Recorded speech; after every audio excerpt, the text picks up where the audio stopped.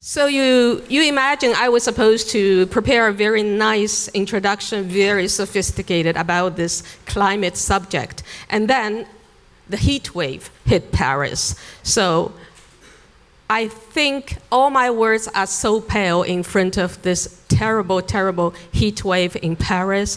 I will just let the nature to do its job. And we are going to talk about climate, and any discussion about the global path to net zero cannot do without China. This country that today is the world's largest country in renewable energy deployment, EVs, batteries, and clean technology, etc. And at the same time, it is continue to be criticized for being the world's largest co-producer and carbon emitter. So this panel is trying to understand this apparent paradox. I have two very distinguished speakers in front of me, Professor Dong Guo, who is a member also from the Center for China Analysis of Asia Society Policy Institute, who is professor of the Sustainable Management of Columbia University, who is also the director of the Earth Institute China Initiative. And John Baker, President and Chief Program Officer from the WildAid. John has been a leading figure in communication campaigns around the world on nature and wildlife conservation, particularly in China in the past decade. Welcome for joining us. Before we start our panel, we'd like to set the scene by a video that is shared by WildAid.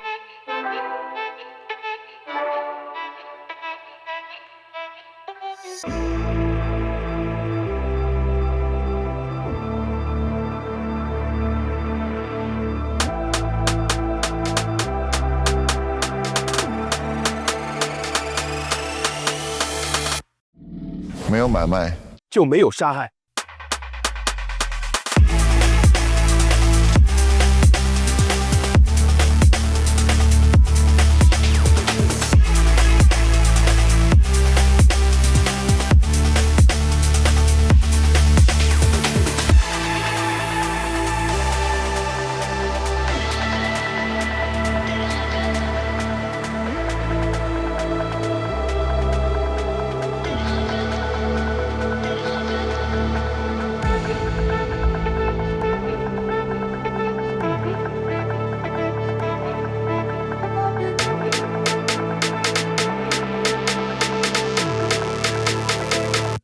生动，生动，源自行动。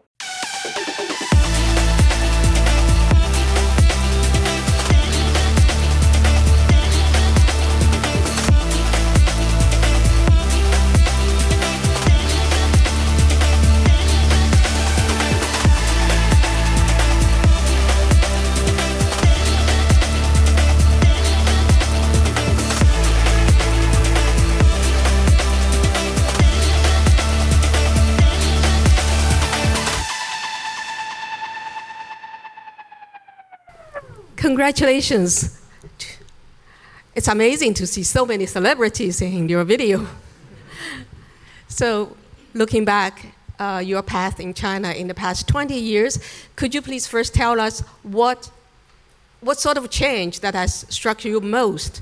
Some things that would have been unimaginable in China some 20 years ago. Well, it was timely because in December we had a celebration of our 20 years in China. So we put together this retrospective, which I think provides a pretty convenient capsule of the changes that have occurred, some of which I think we'd like to think we played a part in, but I know they're also part of broader shifts, some of which have also already been mentioned earlier. I mean, if anyone told me that you could, 20 years ago, that we could reduce the consumption of shark fin in mainland China by 80%, most people would say, you're crazy and good luck to you. But it's one of those things that was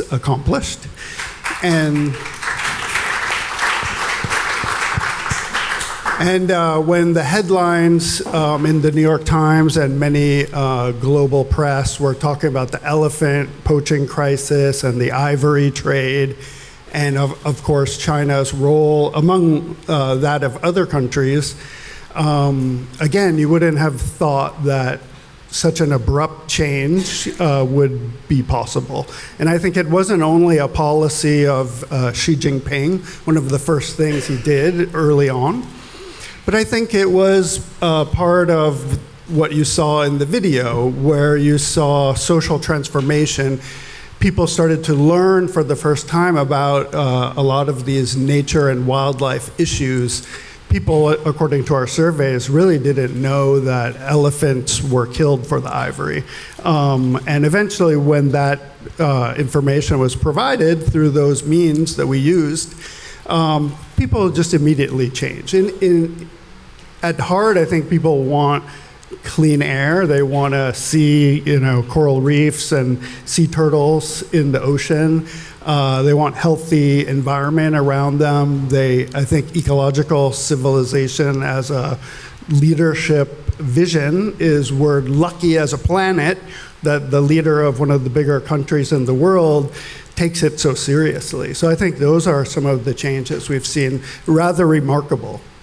So you are saying actually the public participation and the government leadership, they have reinforced each other. The government has been reactive to public opinions? Very much so.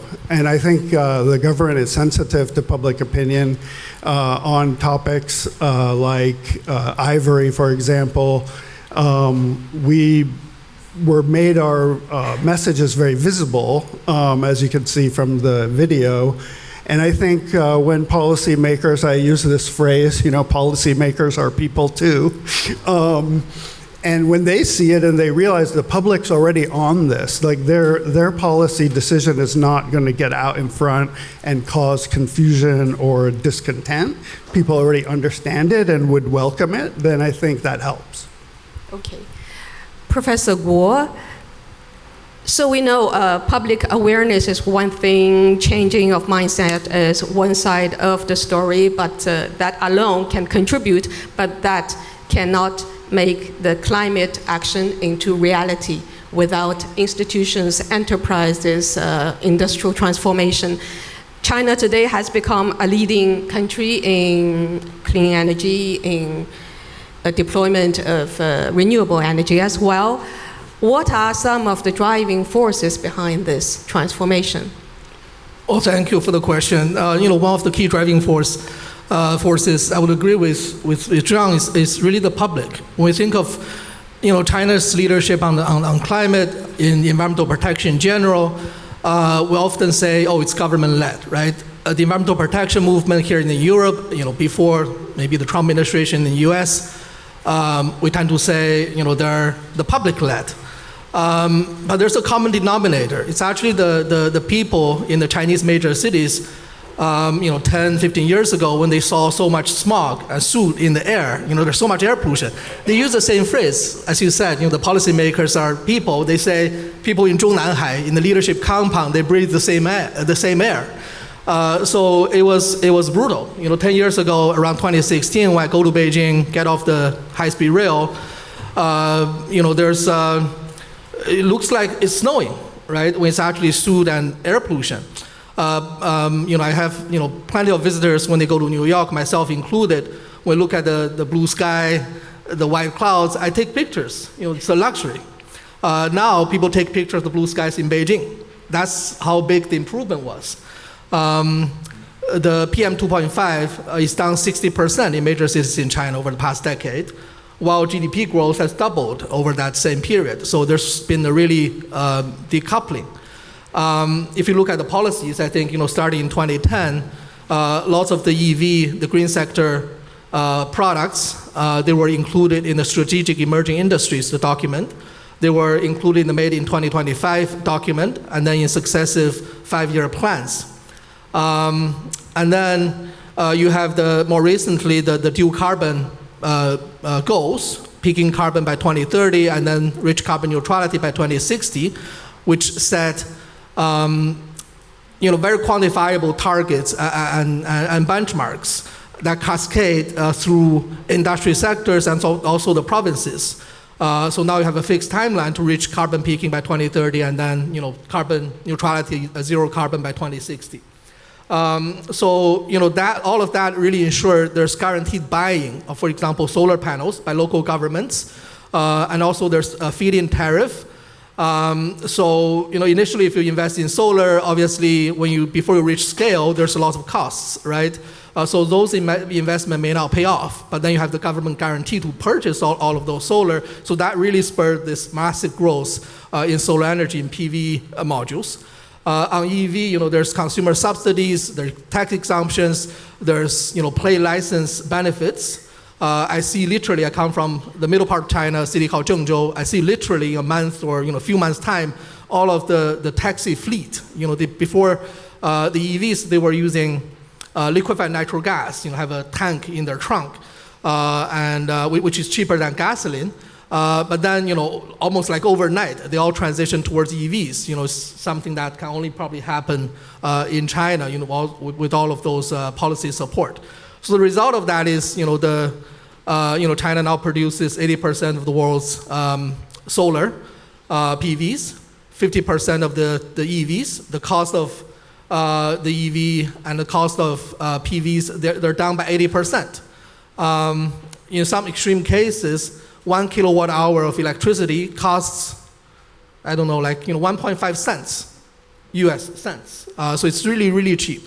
So those are all remarkable achievements backed up by those policy leadership. But as I said, it all started with the public dissatisfaction with the air pollution in major cities. Yeah, I do agree with you. I remember many years ago when I go back to China, before coming to France, when I was young, Chinese people tend to say, why do you want to go abroad? Is it because the moon is brighter in the West than in China? And when I go back to China, I told them that the moon is the same, the difference is the sun. That was about 10 years ago. Yeah, I told them the moon is the same, but the difference is the sun, because I don't see a blue sky in China. So thank you very much. We'll go further into some of the government incentives and some of the mechanisms that is making all this happen. Just last week, actually, China has publicized its new Beautiful China roadmap for 2026 to 2030. Professor Guo, could you please guide us very quickly through some of the new elements that we need to watch out? I haven't looked at the document closely enough, but it's sort of a natural evolvement from some of the policies I've talked about earlier. I think, in the Beautiful China plan, what's a little bit different is the scope is now broader. When it's about air pollution, you have to sort of really control the end of pipe pollution sources. You're sort of looking at PM 2.5, PM 10, some of the more visible pollutants. But in the new plan, the scope is broadened to also include some of the invisible threats, microplastics, antibiotics, some of the organic pollutants. So the scope is broader. And also, it's more precise. Before, lots of the targets, they're aspirational, they're qualitative, not number-based. But now they set more quantitative targets and benchmarks, like KPIs, right? I think the new plan has a system of maybe 16 indicator frameworks, and 6 of those indicators, they're mandatory. For example, PM 2.5 in major cities have to, continue to go down to a certain number, and also the per unit of GDP carbon emissions, CO2 emissions has to go down by another 17%.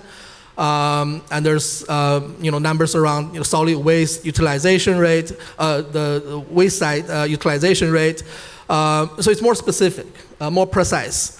But again, I go back to the initially what John talked about, and I talked about the grassroots level leadership as one of the key drivers. And I'll often say this when I teach at Columbia, that all of this climate leadership by China is almost like a co-benefit of the domestic imperative to deal with air pollutions.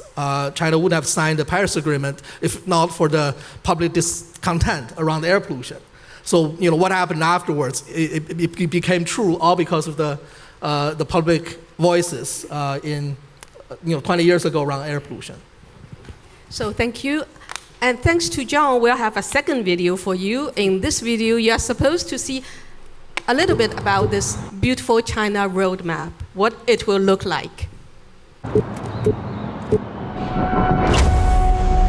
在启动键发电的那一刻5、4、3、2、1。我在现场，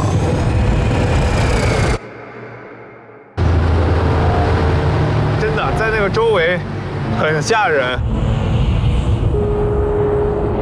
哇，这好臭啊！真的感觉自己进入了一个科幻电影一样。我是赵林克，我一直对能源都很感兴趣。在当演员之前，我学的是电气工程。学的东西跟理论知识真不一样，还是得到现场去，到实地去，利用了大自然的力量。哇，太阳能啊，风能啊，抽水蓄能，是对未来的提前布局。这些技术都是国内领先的。每0.01的突破都是在向极限发起挑战嘛。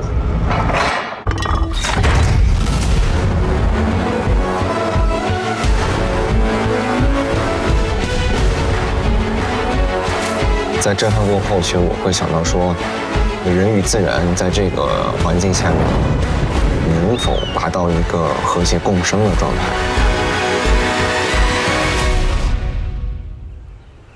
去见识一下有没有其他的非常巧妙的工程。走了。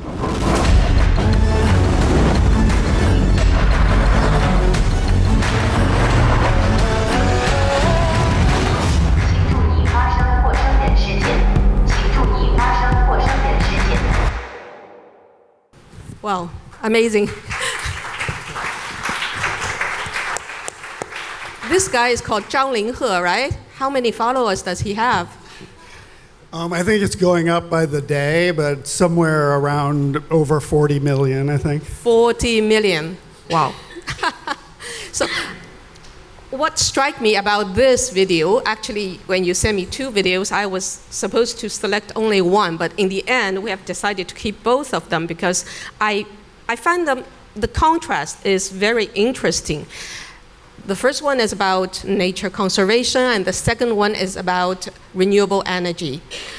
What does this evolution of narratives mean for not only for WildAid in China, but also means for the evolution of China's own environmental agenda?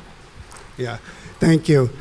So the energy transition and the emissions imperatives globally, and China's own leadership in this phenomenal implementation of renewable energy, it seems very sort of technocratic and very sort of top-down driven, the engineering society, all that. But when we talk to our partners in China, a lot of people feel like the general public, the society, doesn't really understand the benefits. I know the taxi driver understands he has a much cheaper cost of operation now, but there was some need to try to connect, like, how does this benefit people in their everyday lives? So no small challenge with an NGO that's dependent on donor funding, a US-based NGO trying to work in China on climate. That's probably the worst fundraising appeal you could ever come up with. So we put together a 3-episode, these are 20-minute episodes, so 3-episode series that's currently streaming on the platform in China, Bilibili. Unfortunately, not publicly available unless you have that subscription. Hopefully, in a few months, we'll be able to make it more broadly available. But as Wen was saying, if you're not familiar, the celebrity featured in the film, Zhang Linghe, happens to be the current sort of leading actor in one of the main drama series that's being broadcast now in China. So when we did the launch media event for this on Earth Day, April 22nd, we, because with someone like that in the room, security is tight and people mobbed the venue, so we had to kind of keep the venue tight, but we live streamed it on, we talked about live streaming earlier. We had 10 million viewers on the live stream. So it shows you that this is a powerful way to communicate. And luckily, our media partners at Discovery helped to finance this along with Bilibili. So we at WildAid actually didn't pay anything. What we did was we brought Zhang Linghe to 4 days of shooting and then a one media event, and he actually has been very supportive with his social media engagements, which are reaching, each post is in the millions. This is a long way to say that, we're trying to bridge the gap and basically bring people along. I mean, we're trying not to be propaganda, or we're trying to really show that the government needs to continue doing this when people see the benefits of it. And as we get to the 15th fifth-year plan, I think anyone who's studied the energy aspects, the coal is still an issue, that the objectives are not as ambitious. So there now is some good reason to show the government that the public wants this, then understands the benefits of it. So thank you for mentioning this point.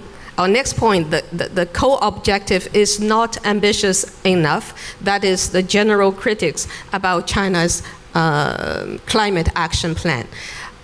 If China today is able to produce faster than anybody the renewable energies, what prevented from having a very clear coal phase-out plan, Professor Guo?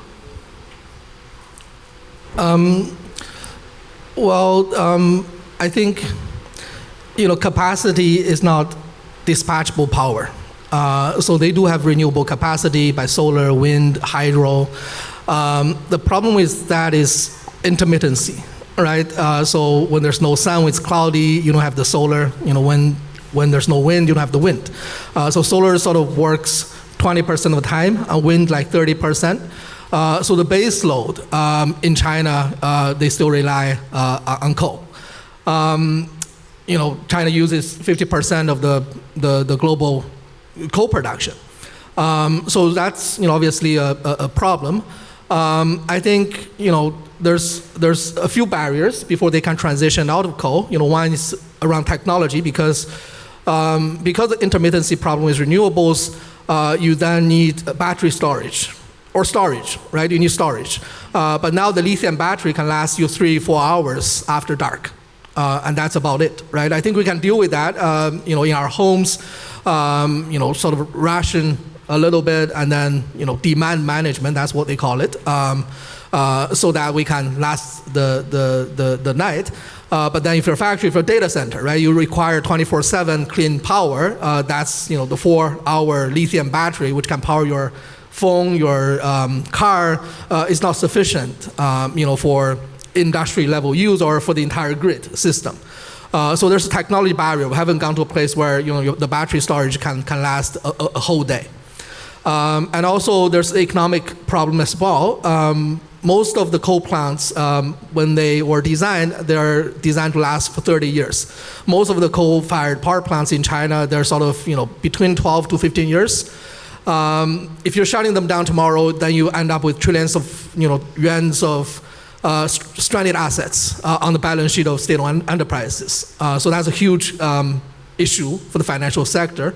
So I think the targets are clear. They're going to peak carbon by 2030. They're going to reach carbon neutrality net zero by 2060. But I think they're sort of doing that at a more managed pace. Instead of shutting down the coal-fired power plants tomorrow, I think they're going to sort of reduce the intensity a little bit over the next 20 years. I think that's what they're doing right now. Is this prudence linked also with China's need for energy security, strategic autonomy? Yeah, I mean, like it's a large country with 1.4 billion people. So for security purposes, obviously there's a zero tolerance policy for blackouts. So again, that's why you have to have coal as a base load, and until you have the technology to really well, here we use nuclear, right? But in China, it's still very much coal. So I think that's part of the issue why it's a transition. People say it's a contradiction, but I see it as a transition, and the transition usually takes some time. Okay. We still have 5 minutes. I think I will leave the floor to the audience. Oh, the audience have already asked questions. For Professor Guo, China has indeed been able to get its air pollution under control, but its soil and river water have not been cleaned up at all yet. Your thoughts? I think the water in general is much better, and there's also private organizations. I think John works with some of them, the SEE, for example, the Society for Entrepreneurs and Ecology. They're sort of dealing with deforestation, maritime life protection, and soil protection. I can see. I actually went to some of the very famous mountains in China. When you sort of drive into the mountains, you see lots of the mountain ranges get defaced, right? Because you have to use some of those resources to build roads, to build your cities. But now it's sort of it's been restored, and then they're sort of planting trees back, which may take 40, 50 years to get it back to what it was a long time ago. But they're doing some of that. I think it takes time. But again, I think air pollution, because it's most visible, it's really resonated with the public. It's closer to life, right? So I think that was the first policy imperative to deal with that. But as I said, the beautiful China plan, it does broaden the scope to include many of the other areas, and biodiversity is on the agenda as well. So we're seeing some of this being addressed. And the next question, I think, is for John. What are your thoughts further on soil pollution in China and its downstream consequences on food pollutions and safety? Any organic movement growing? What to learn from the West, from Europe? I mean, I don't know. I wouldn't try to recap the experience of the West, but I'll pick up on Sandrine's point of consumer trends in wellness and health. I mean, obviously, for many years, there have been strong concerns by the Chinese public of toxins in the food supply. So we'd think that the consumer pressure and demand for cleaner products would sort of drive a way to clean up the supply chain. I'm not an engineer to understand how you clean the soil, but hopefully, this can, with the innovations and the supply chain, sort of we've heard of all the ingenuity, they could come up with some solutions. Okay, the next question is also about biodiversity, I think. What are your thoughts on China's control of rivers and waterways for hydropower, given the negative impact it has on neighboring countries? Yeah, I mean, that's a tough one. So I worked for 15 years in Southeast Asia and Cambodia, Vietnam, and Thailand. So they're all the downstream countries of the rivers coming out of the western part of China. And of course, there are clear impacts. Many of it is the dams are already built, so we can't stop that. Hopefully, there's more awareness on the impacts of any new developments. I know there are some planned. So that is a challenge. I've also heard of some other kind of conflicting, some smaller nature reserves where there's pressure to put solar panels and renewable infrastructure and displace what would be natural habitats for biodiversity. So these are coming up, these issues. Yeah. And the next question, we have lots of questions. It's a very interesting issue. How does Singapore, as an active place for finance, particularly green finance in Asia, interact with the Chinese clean energy sustainability space? I think in terms of green finance, China obviously is a leader. I think overall it's over 30 trillion in loans, green loans specifically. And there's so many market-based instruments nowadays, right? There's obviously Europe has the largest carbon trading system. I think the carbon price now is around $80 to $90 per ton of carbon. In China, it's $7 or around $10. It's relatively low, right? So I think that that's a problem in itself because of I don't know if the audience heard of the CBAM, the carbon border adjustment mechanism. So now if you're a company even if you relocate your factories outside of China to Southeast Asia, they're still going to trace it back to the sources. If you source your products in China, all of those emissions will be counted. And France have this mandatory declaration of life cycle emissions, for example, right, for all PV modules. So all of those has to be counted and taxed. And also it uses a French database with French emission factors.